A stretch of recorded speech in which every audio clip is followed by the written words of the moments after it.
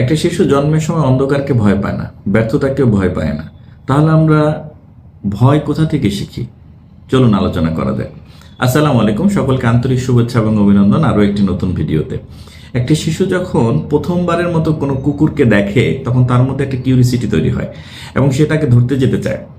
আমরা তাকে বারবার তার ব্রেনের মধ্যে গেঁথে দেই এটা ধরা ঠিক না এবং এটা তোমাকে কামড়ে দেবে। তখনই কিন্তু শিশুটার মধ্যে ভয় তৈরি হয়। বিশ্বাস করেন, শুধুমাত্র কুকুর না, যে সকল ভয়ঙ্কর প্রাণী আছে, কোনো ভয়ঙ্কর প্রাণীর প্রতি সেই শিশুটার কোনো ভয় তৈরি হয় না। সে জানেই না এটাকে ভয় পেতে হবে, কারণ সে আসলে জন্মই হয়নি ভয় নিয়ে। তাকে শেখাতে হয় এটাকে ভয় পেতে হয়, এটাকে ভয় পেতে হবে, এটাকে ভয় পেতে হবে। ঠিক অনুরূপভাবে আমরাও বিভিন্নভাবে অনেক কিছু শিখে শিখে ভয় পাওয়া শুরু করি। যেমন আমরা মানুষের সামনে কথা বলতে ভয় পাই, আমরা ব্যর্থতাকে ভয় পাই, আমরা মানুষের সমালোচনাকে ভয় পাই, আমরা আমাদের স্বপ্নের পিছনে ছুটতে ভয় পাই এবং আমরা প্রত্যাখ্যানকেও ভয় পাই। আপনি শুধুমাত্র নিজেকে একটু কোশ্চেন করুন, আপনি কিসে ভয় পান?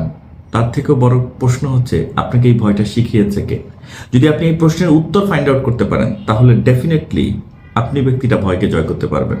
একটা কথা মনে রাখবেন, ভয় কখনোই আপনার ভবিষ্যৎ তৈরি করে না, বরং আপনি ভয় থেকে কিভাবে বের হবেন এই সিদ্ধান্তই আপনার ভবিষ্যৎ তৈরি করে। Thank you very much.